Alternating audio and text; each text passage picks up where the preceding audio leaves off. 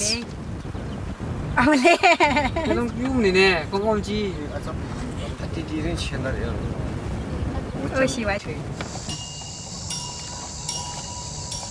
In the long term, the Myanmar government will have to decide if it wants revenue from gold or revenue from a pristine river system.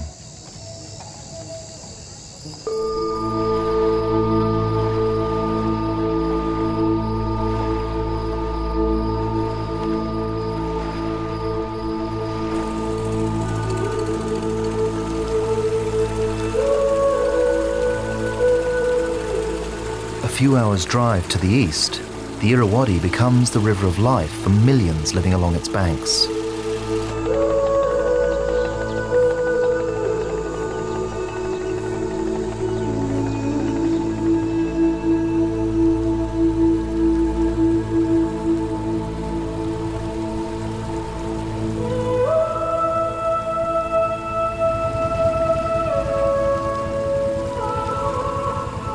And this man, and many like him, are an important key to what happens to this undamaged environment in the future.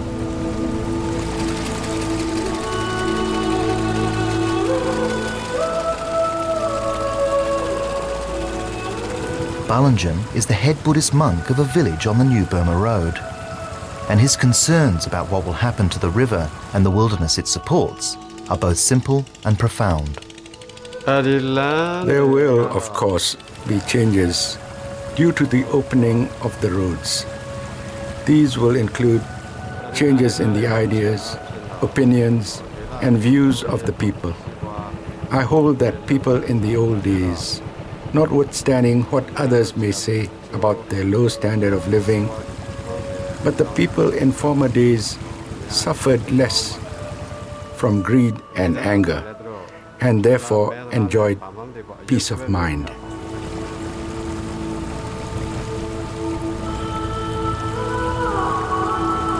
Balanjan is a natural conservationist. He wants to preserve the old ways from a simpler time.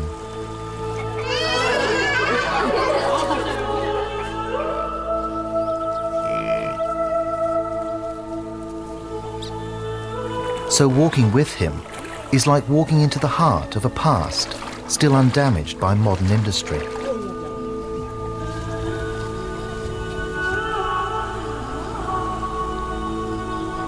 Like the footsteps of the Buddha himself, the pace here is still natural and restrained, just as it has been for almost 2,000 years.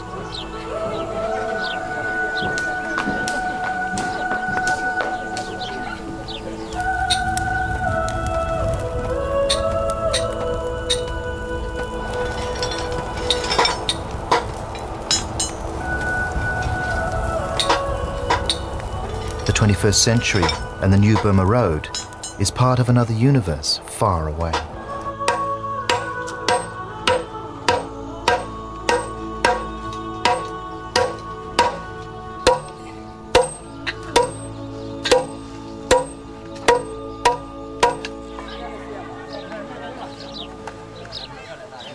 When I listen to the news, it seems at times there are problems in every part of the world.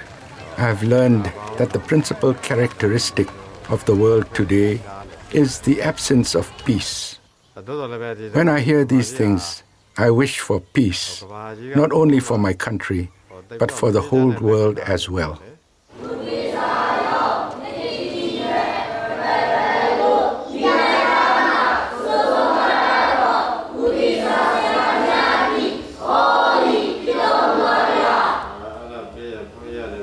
So to monks all over Myanmar, this is what's important: the proper philosophical and social education of the next generation.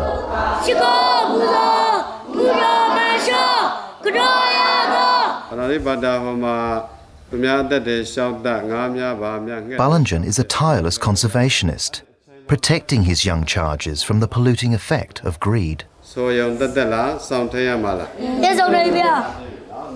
When these children truly understand the principles of Buddhism, the hope is that they'll have the inner strength to manage the changes the New Burma Road and its semi-trailers might bring.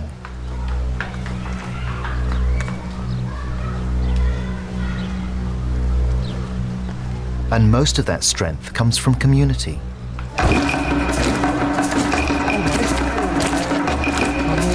One of the village elders has died, and everyone contributes to preparing food to honor his passing.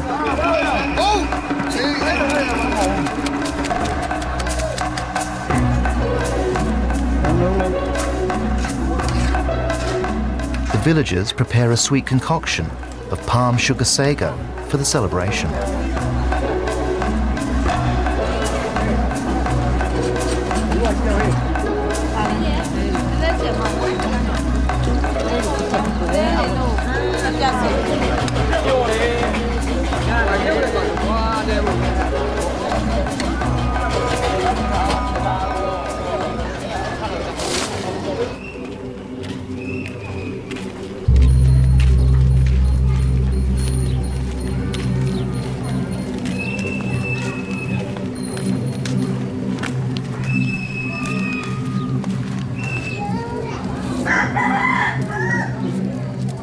Many small villages like this have a permanent monastery and several monks.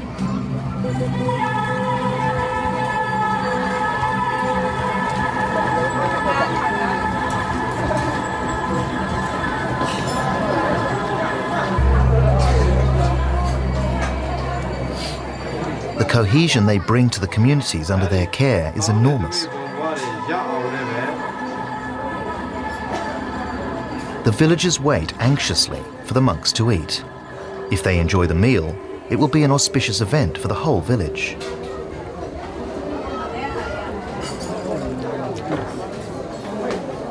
By showing charity to the monks, the villagers show their humility and generosity of spirit, both important steps on the road to enlightenment.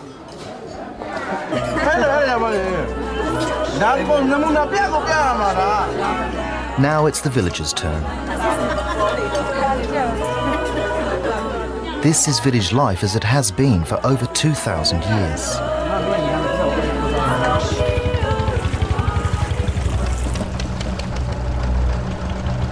But just a few kilometers away, the stone and concrete artery connecting Myanmar with the teeming cities of China, India and Europe creeps ever closer.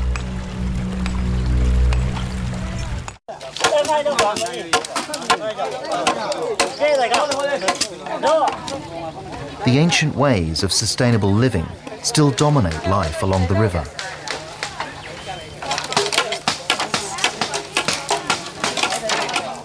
A new house is needed, so everyone contributes. Using little more than bamboo and grass collected from the forest, the people build a new house in hours.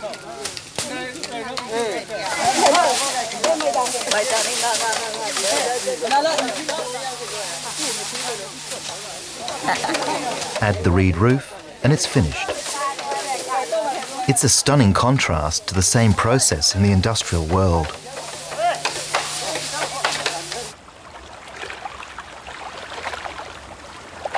The challenge for the people of Myanmar is to hold on to their sustainable ways and still give their children the economic advantages a new Burma road could bring.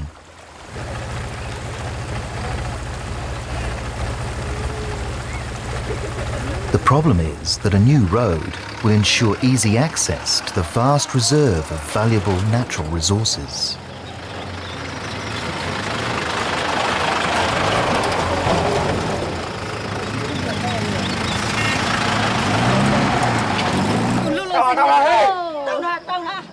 And today, one of the easiest and most profitable ways to access ready cash is by selling timber.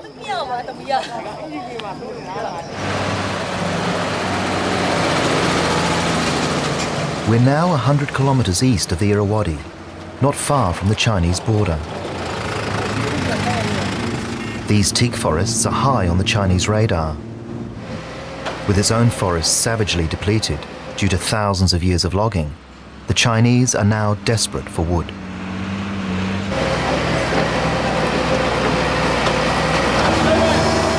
The Chinese government banned logging in their own country in 1998 because of severe environmental damage.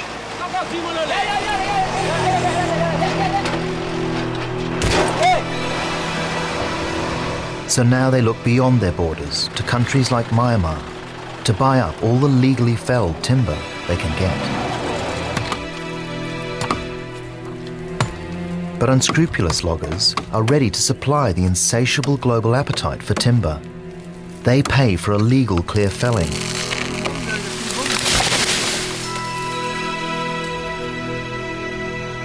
And this is the result: profitable devastation.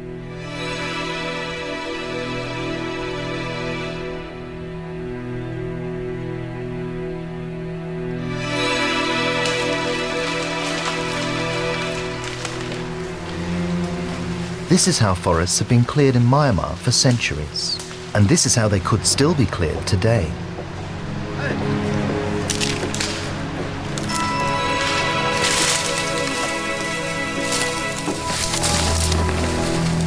Elephant power is slow, but it works.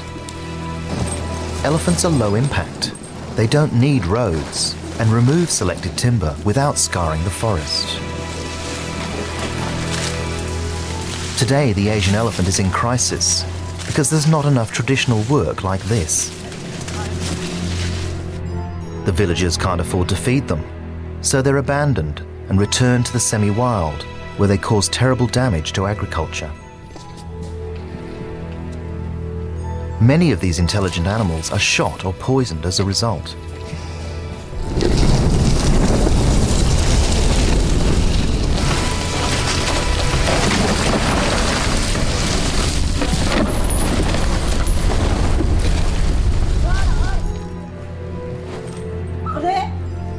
But this could be an alternative. Imagine elephant power like this on a grand scale. Hundreds of elephants harvesting timber in a sustainable way.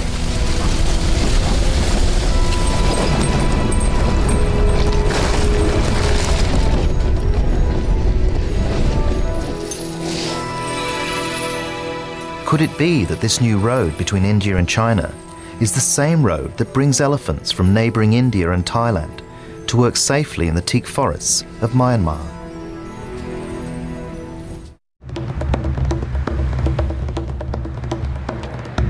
The alternative to a sustainable future lies on the other side of this bridge, where the Burma Road crosses into China.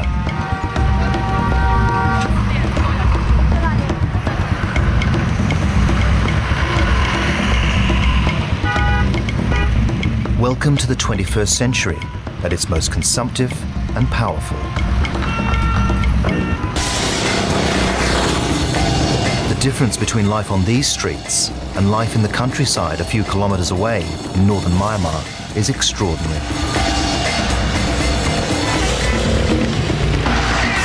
This small border town of Muse contains everything the 21st century has to offer.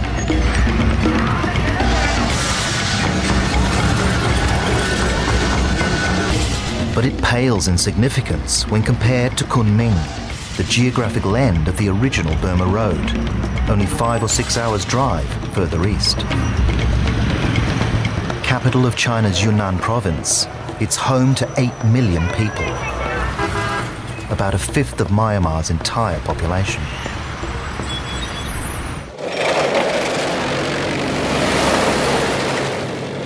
The new Burma Road will clearly open the floodgates to the Chinese.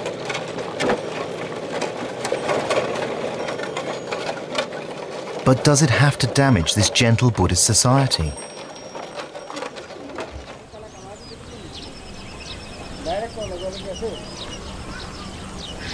Hello? Hello?